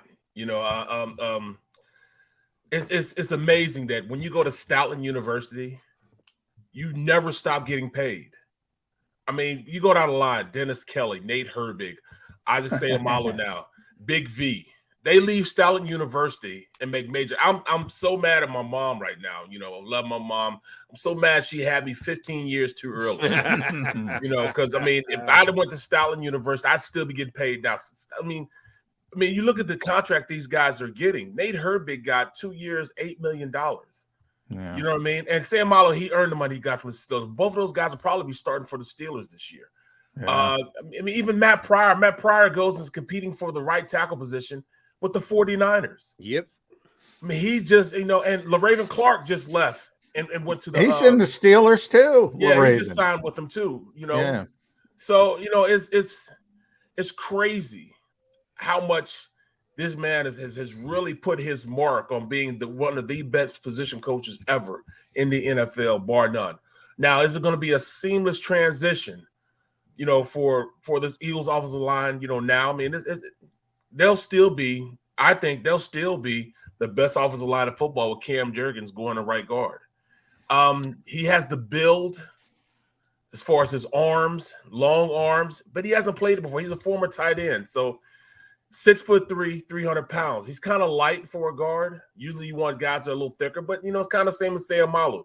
He had right along the same characteristics that Cam Jurgens has. I just know that when this guy teaches you, you listen. Ever since both he and JP got together, him and Jason Peters got together and came up with this pass setting scheme. All these guys do it. All of them, play the same way. Exaggerated kick, Barrett. Exactly, and he gets them out of their stances fast. I mean, he created a 6'8", 370 pound monster at left tackle. Landon Dixon comes in. He's, first time Pro Bowler. Center's a Pro Bowler and future Hall of Famer. The right tackle's a future Hall of Famer. Jason Peters, a future Hall of Famer. I mean, he has something. I mean, I know you can't drink the water in Philly now, but I want whatever they're drinking at that NovaCare system. And the history of the Eagles, which you were a part of, for years and years and years and years, they had many good offensive linemen, but not like this. I mean, the Pro Bowls, the Hall of Fame, it has completely turned the corner. And saying all that, I'm going to play a little devil's advocate because you mentioned some of those names, the Halapoulivaati Vaitais, which I love saying, so I'm going to say it. Halapoulivaati Vaitai. I had to give you an opportunity to say it. Matt Pryor, who I said on this show, I remember telling Jody, they're going to trade him. They're going to get something for him. Not a lot, but they're going to trade him. And they did, and he was able to start at left tackle, and it didn't work out that well. You mentioned Nate Herbig, a pretty good player. Mm-hmm. Isaac's a really good player. Yes, he is. And it took him, but you know what? It took him a while to develop into that. Not saying they love Cam Jurgens. Mm-hmm. 2-3 years down the road, it might be at center, it might be a right guard. He might be Isaac Seumalo. But is it unfair to expect him to play at that level day one? I think there's got to be a little bit of a ramp-up period. I thought they were going to make it a competition because, Suapet has been there for a while. He's been a guy that they don't mind putting in on extended periods of time at the guard position. They'll start him, and they won't just start him a game or two. They'll start him for as long as he keeps the position, until the starter gets back. So I know they love Suapet. He'll be competing. I also think Jack Driscoll will get his run at the guard position. Maybe he beats out Cam Jurgens. So the position's still up in the air. You got to pencil somebody as the starter, and they really love Cam Jurgens. So I see why they're going to go out and let him have the first chomp at the bit. They want him to play. They want him to start. They drafted him to start center. When you can sign back the best center in the league, even though he's old as Methuselah, but you still got to let this man play. So as long as Jason Kelce plays, Cam Jurgens will be starting somewhere because they like him that much. Does he deserve it? We'll see. But I think he's just a natural guy that has everything that Coach Stoutland loves in a player as far as the ability to block at the second level, can pull, very well, moves very well in space. And all these things are things that, Coach loves, Coach Stoutland loves to do because he has athletic guys. And, I think getting the reps now, and hearing, Jason call the defensive fronts and where the blitz is coming from, and because we really don't see how much Jason Kelce does when he's in, sitting at center and he's looking around, he's seeing the blitz, and maybe the hot guy is a guy that he could pick up, so he'll redirect the call. Like if they're coming from the right side, and he calls the mic to the right side, but then he looks over and sees the safety slide over a little bit and the linebacker slide over a little bit. He knows where the blitz is coming. he'll call, instead of calling Ray Big, he'll call Liz. Liz was change the whole blocking pattern, tells him go to this left side linebacker, and then they'll call protection there. Take that off the quarterback. And now, the read is not going to be as fast for Jalen Hurts. So Jalen Hurts' progression of being the player he's become has a lot to do with what Jason Kelce did. Now, Cam Jurgens can see this type of stuff and make that natural transition from being a starter at guard into that center position whenever the ageless one thinks he's going to retire. All right, I want to jump to the other side of the ball, Barrett, the guys you used to have to go against, the defensive linemen. Going back to the Super Bowl against the Chiefs, the Eagles rotated in 6 defensive tackles, and their defensive tackle, when they're in the 4-man front, is different than when they're in the 5-man front. But what we would standardly think of as defensive tackles, you had 2 young guys in Davis and in Milt, you had 2 veteran guys, and one who got paid big time, Hargrave, going out of town, and Fletcher got paid pretty well to stay. And then you got the 2 guys that they took off the scrap heap, and they came in and certainly contributed in Dominican Sue and Linval Joseph. That's 6. Right now, this team is down to 3 because they haven't brought back either of the 2 old school guys. And, of course, Hargrave goes to San Francisco. So they need to still add to the defensive tackle mix, and we believe that they will. How much of Howie's thinking is we're going to lean on Milton Williams to be that much more this upcoming season? He's going to get more reps, that he's going to – I'm not going to say he's going to move into the Hargrave role and get those numbers of reps, but certainly more than he did. How much are they expecting out of Milton Williams, you think, this year? That's definitely a sound concept to go with that line of thinking, because, he's definitely the guy that, given opportunity, he's played well when he was given an opportunity. He was able to get pressure on the quarterback. He didn't get a lot of sacks, but he got pressure on him. He got hits on quarterbacks, and they weren't late hits. He's almost there, but almost, it's not, hand grenades and horseshoes. You know what I mean? You got to get there. Do they have confidence in him? Do I have confidence in him? I have a lot of confidence in him being a really good player. The only thing right now that I'm thinking about as far as how they're going to be able to play this game. Don't get it twisted. I really think that Howard did a great job, and I'm giving him a B+ for what he's done in the offseason. He signed back his best, the best, I think, tackle in free agency that he could get for the bang for the buck, and that's Fletcher Cox. Say what you want to say, he's old, whatever. He's still right now our best defensive tackle. So do I think he's overpriced? I don't know when you're asking to be your best defensive tackle. That's like the going rate. I saw guys that just run stoppers getting, twice as much as what Fletch got. So I really can't complain, because that's like the going rate with good defensive tackles these days. You see, what Hargrave's got. But when I look at what is Sean Desai going to run, now they're saying that he's a 3-4 guy. So that means that the tackle's going to be lined up head over the ends. Over the tackles. The ends over the tackles, then you have that nose sitting right there in the middle of defense. Do I think that the big fella inside can make things happen? Jordan Davis, he has to take that next step. Do I think he's going to take that next step? I got some confidence in him that he's going to take that next step and be that dominant. Because in order to play a traditional 3-4 defense, you need a guy in the middle. You need a guy what I played with up in with the Steelers, Casey Hampton. Casey Hampton made everything. You talk about those linebackers, Larry Foote, Potsy, those guys were able to play as good as they played in the middle of that defense, because you had one guy that could eat up 3 blockers, and that's exactly what Casey Hampton did. That's what Saragusa did. You ask Ray Lewis, why was he so good? He'll tell you. The late and great Saragusa was exactly what the doctor ordered, as far as keeping the offensive line occupied and trying to block him and gobbling up space. If we can get that from Jordan Davis, if a traditional 3-4 will be good. But I think it's going to be a little bit of hybrid. They're going to play an over and under front in a 3-4 front, which means those defensive ends are going to be guys that are going to rush the passer. Now, do we have guys that can do that? Yes, we do. But will these guys develop on the inside? I need to see what Jordan's going to do. Nobody's really talking right now about Marvin Wilson. He might be a casualty of war. Does he step it up? On the other side, Marlon Tuipulotu, can he step it up? Those guys are the guys that we penciled in right there. Do I think Milton Williams will step it up? I have not the slightest worry about Milton doing that.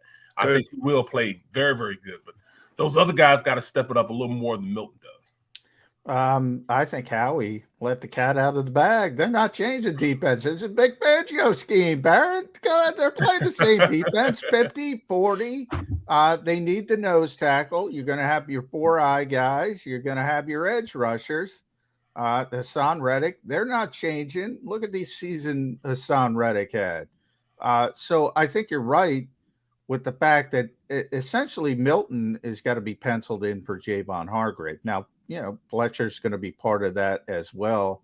I'm with you. I don't understand the hate for Fletcher Cox in Philadelphia. Right. I mean, this guy's one of the best defensive players in the history of the franchise. Oh, look at it. But it's not easy. Here's why, because from time to time I come down on the ask the Fletcher question. It's not hate. We all acknowledge how good Fletcher has been. He's gonna get his jersey retired, maybe all those Eagle honors. It's just individually, year to year, the amount of money that he's costing the Philadelphia Eagles. You can realistically say, I don't think he's worth the contract that he got. Now, does that mean, Fletcher sucks? Why the did we re-sign Fletcher? Nobody's saying that. But if you in any way question the fact that of all the moves that Howie Roseman has made this year, if you had to say one guy got more money than he earned off the season that he had last year, who would be that guy? I ask you both, John and Barrett. Who's the guy who got paid by Howie Roseman this year that you would say, well, that's a little bit more than I thought he was going to get off the season he had? Well, you get that. You're absolutely right. Who would be that guy? Please tell me the guy on the Eagles who Howie signed this offseason who fits that criteria. I don't think he signed anybody for over. Like Fletcher was going to get $12 million from the Jets. He got him for $10 million. Bradbury was going to get $3 million more elsewhere. He got him undervalued. He got slated to come down. I don't think he paid anybody over that was the whole part. He was very disciplined. Obviously, with the lottery tickets, he's not paying those guys anything. Right. But he talked about Fletcher yesterday. He said, I don't think I understand the negative perception of Fletcher Cox. I think Fletch is a great player. He had 7 sacks. I don't know how many defensive tackles in the league had 7 sacks last year, but not many. Javon was 1. So I'll ask you guys this, both you guys. Would you rather pay Javon $21 million or Fletch $10 million? I think that's a better question. Well, then you look at Javon. Like that, Javon's a great interior pass rusher. Great. But he's not good against the run. I said that also. I mean, he's great. Yeah. Double-digit sack guy against the pass. But you can get that same production out of Fletch. He had 7. 4. Well, I don't think he's getting to 11, 12. Where was Javon? 11? Yeah, I don't think he's getting that high, but I think he's a more well-rounded player. He didn't do anything against the run. Yeah. And that's why they had a problem. That's why they had to bring in those big guys, because he didn't play well against the run. He could be double teamed and you can double team Fletch and Fletch not move. He can root hog and sit there. You didn't get that with Hargrave. That's why they had so many problems against the run. So many times you watch Hargrave jump a gap and then he's out the play.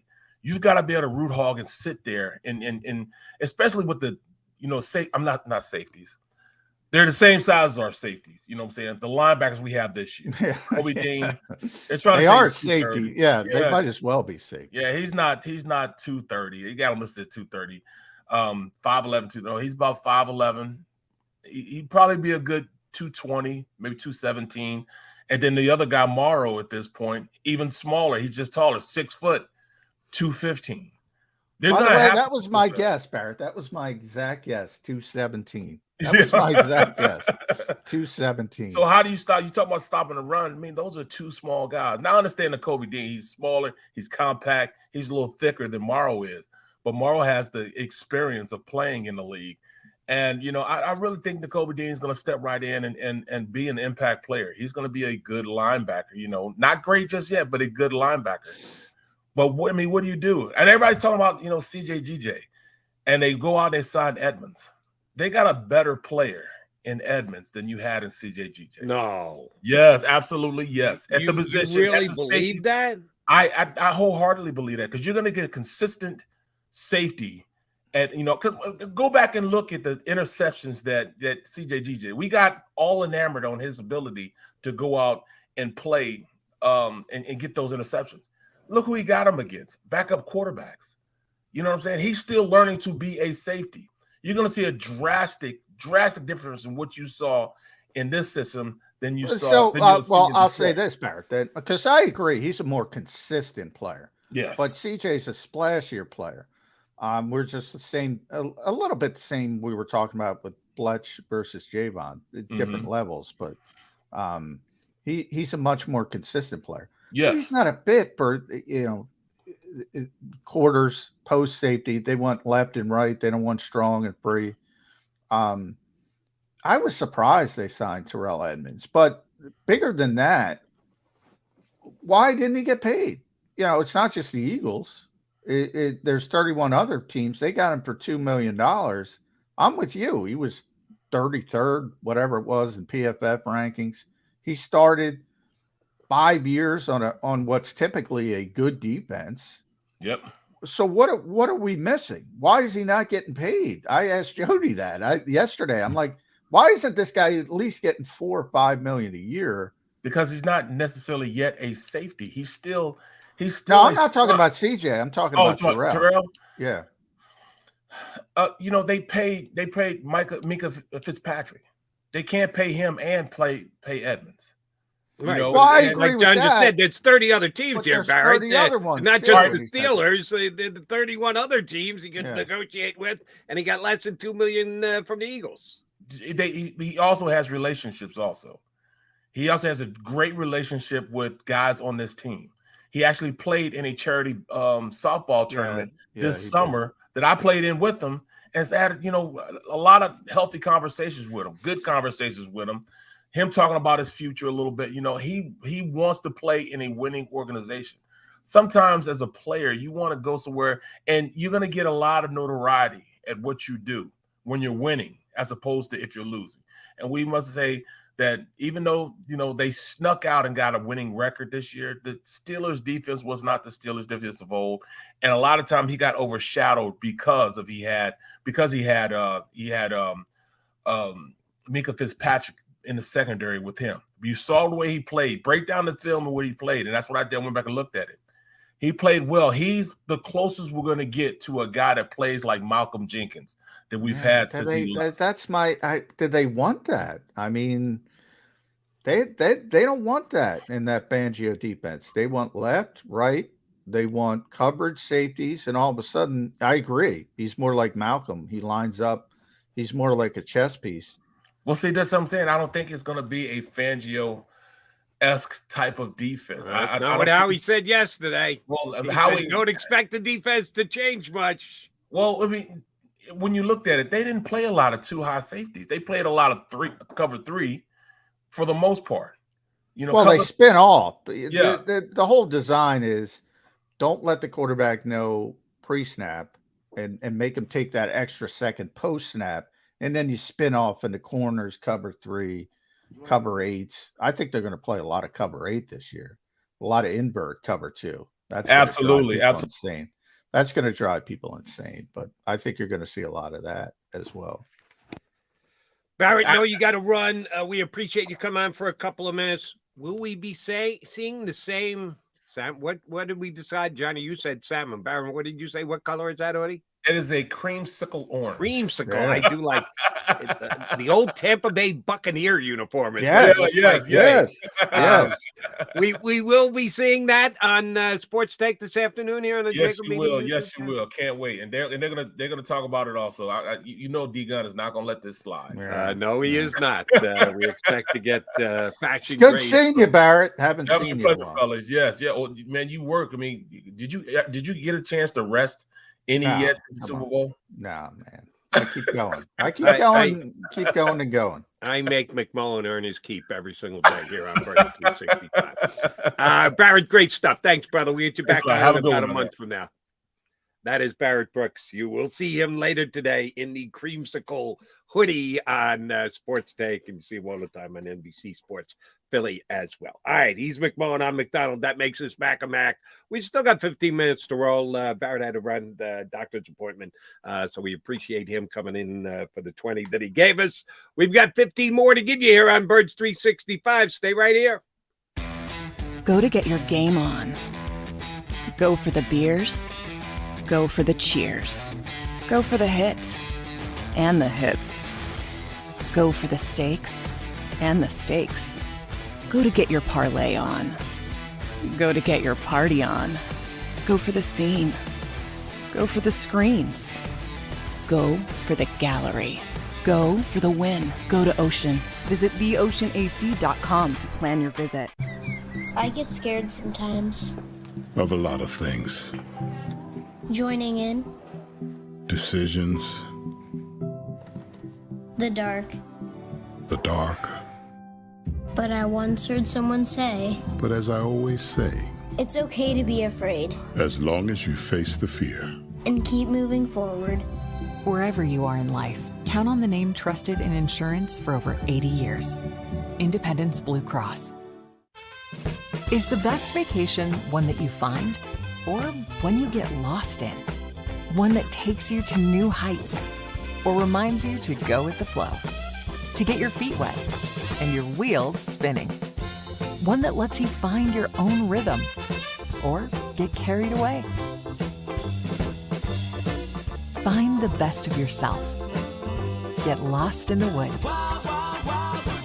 Plan your stay in the Wildwoods today. Plan your day with confidence. Keep the umbrellas on hand. With Action News and AccuWeather. Numerous tornadoes. Your go-to team when severe weather strikes. The water is still rising. Keeping you prepared wherever you watch. Action News and AccuWeather, the team you trust. We all know that taxes are just part of life. It's true during our working years, but also in retirement. But what you might not know is up to 85% of your Social Security benefits might be taxed.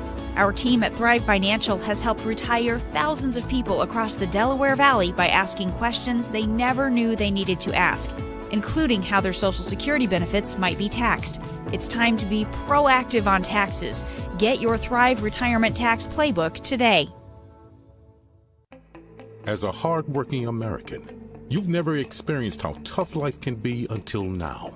A catastrophic injury while working on the job. A personal injury from someone else's negligence. Turned away by other law firms in the region who didn't bother to learn your story. It's time to meet the Fritz & Bianculli Law Firm and managing partner Brian Fritz. Badly injured? Call the Fritz & Bianculli Law Firm.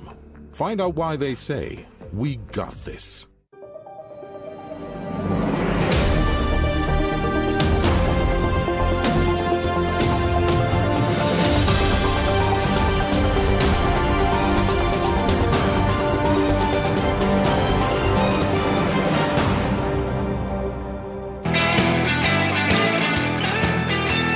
Mac guys, coming down the home stretch of a lead-in day to one in which chances are we're going to hear, is it officially logged in, or is this still a maybe that Jeff Lurie's going to talk at the No, he's going to talk, but I don't think you're going to get much from Jeff. You might hear some uniform news, some nonsense like that. People get excited, but he talked after the Super Bowl. He talked after the championship game as well, so I don't think you're going to get it. He'll probably get asked about Jalen's extension, but I don't think you're going to get a lot of concrete news from him.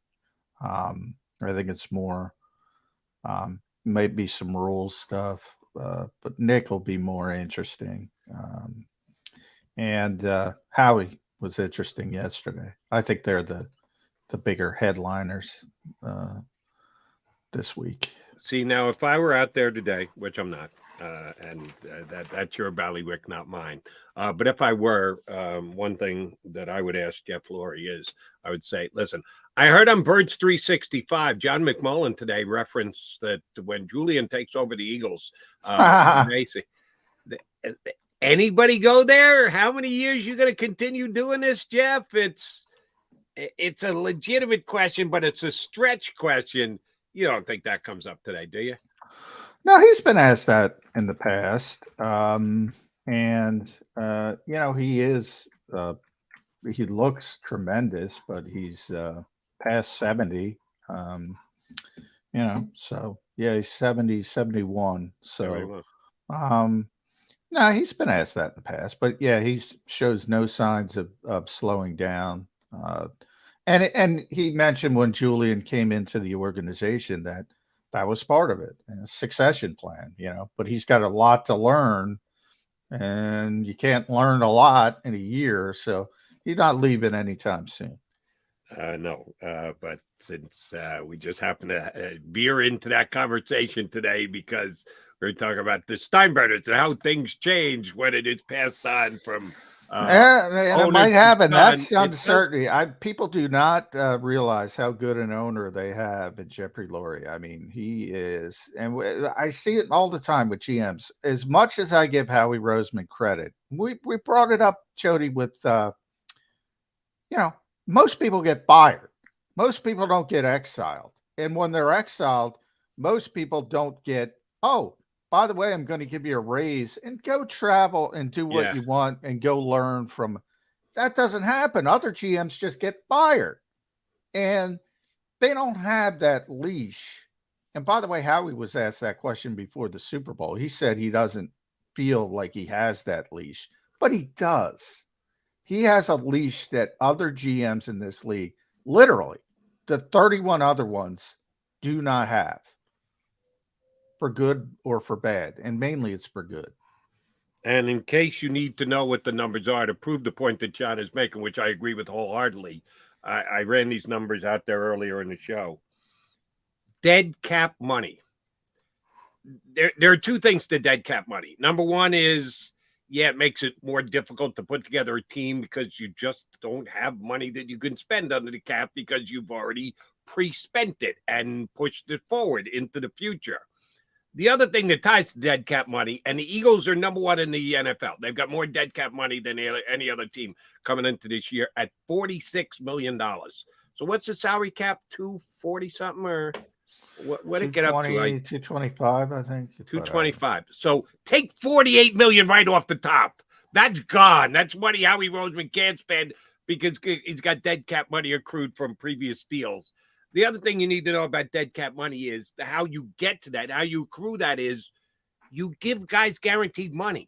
You write checks immediately for signing bonuses and the like. A lot of teams, and we're talking about the Jalen Hurts contract and Cincinnati being one of them, they don't like doing that. They don't have that kind of money. They can't just take out the corporate Bengal checkbook and write a $40-50 million check. Oh, not only that, Jody. If you guarantee somebody 250, you have to put it in escrow that day. So, whatever Deshaun wants it, that Jimmy Haslam's very well off. It's not a problem for him. That contract, that's why that contract is such a problem for so many owners in this league. Every NFL owner is rich. We all know that. But there are differences between the Jimmy Haslams and the David Teppers and the Stan Kroenkes of the world, who are obscenely rich, versus the Mark Davises of the world. Put the Denver ownership in that group. Denver ownership as well. And they are obscenely rich. And some other people are not. They're just extremely rich. And rich compared to you and me and all of our streamers here on Bird 365. But there's a big difference from saying, the worth of these franchises. I think a lot of fans misunderstand when they see, the Eagles are worth $4 billion, whatever. Well, you can't go to the bank and take out that $4 billion. Right. That's not liquidity. You have to have $250 million in cash on that day if you want to sign somebody to that contract. And a lot of owners don't have that. Right. And that's not part of the conversation with Jalen Hurts because the Eagles are certainly more in the haves than the have-not category. They're not at the top of the have category. John just ran down those guys for you. Jeff Lurie isn't in that conversation, but he's certainly closer to that group than he is the Bengals, who are a family-run organization who've been doing it on a shoestring forever. And that is something that Jeff Lurie has always done since he became the owner of the Eagles. He's willing to spend. He's willing to do what it takes to give his general manager the flexibility to be able to cut the kind of deals, do the kind of maneuvers he's done, like I said, with dead cap money going forward, biggest one in the league. You got to pay for that right away, because you only accrue that dead cap money when you're giving somebody good upfront money and you're building in years with voidable contracts with voidable years at the back end that, at some point you're going to have to pay for, but you get cap relief in the moment in that given year. And that's why the Eagles are in the kind of position to be Super Bowl contenders, because they've got that cap flexibility, because Jeff Lurie is willing to go there, and he is going to talk to the media today out in Arizona. And John and I will be breaking down some of the stuff that Jeff Lurie has to say tomorrow here on Birds 365. All right, I'm up for another show. Are you up for another show tomorrow, McMullen? Barrett was questioning you. You didn't get enough rest. You've been going hard since the Super Bowl. You're not going to just take a pass on it tomorrow, are you? Going hard since the Super Bowl. Going hard since training camp. It never ends. The NFL never ends. You get a little lull at the end. Well, the Eagles don't have a mini camp. God bless the Eagles. One of two teams again, by the way, Jody. Only the Eagles and the Bengals not having a mandatory mini camp. So they end a little bit earlier, June 8th, June 9th. Maybe that means Jeff Lurie's actually overextended. They can't afford to turn on the lights for mini camp. I don't think it's Is that why they're not having mini camp? They don't want to have to buy all that Gatorade for mini camp? It's them and the Bengals? Remember, it started with Nick Sirianni's first year. Remember, Nick was pretty much an unknown. We know the first press conference. He didn't have a lot of cachet. We still had the ending of the pandemic. So there was this negotiating to get the guys in for off-season work, the veterans. And they said, well, we'll scrap minicamp as long as you come in and do all this stuff. And they thought it worked out well. And last year they said, all right, no minicamp. And it obviously worked out well. They went to the Super Bowl. Mm-hmm. So they're not going back, baby. That's what it is. Well, that's when John McMullen gets his break. He works too hard, but he doesn't have to do mini camp. So compared to the other John McMullen-esque reporters in 30 other cities, they actually have to work for a living that week. Johnny Mac doesn't have to, because the Eagles don't. Well, the Bengals guys. James Rappian, he was on our show. The Bengals, they don't have to worry about it either. That's it. Johnny Mac and Jimmy Rapp. All right, partner, I'll be back here tomorrow. You'll be back here tomorrow. We expect everybody else back here tomorrow. Let's see. There's 349 of you still hanging with us. Thanks for doing just that. You need to watch the full 2 hours every single day. While you're at it, when you're getting out the door, before you go, hit that like button one more time. Give your boys Mac a little love. We'll be back here tomorrow on Birds 365 in 2 and 2. You've been listening to Birds 365, the destination for the passionate Eagles football fan who bleeds green. If it's Eagles football, we're talking about it. Debate, inside the locker room, and guests that are some of the greatest football minds from around the region. We hope you enjoyed the show. We know we had a blast. Make sure to like, comment, and subscribe, and we'll be back soon. But in the meantime, hook up with us on social media at JAKIB Sports. See you next time on Birds 365.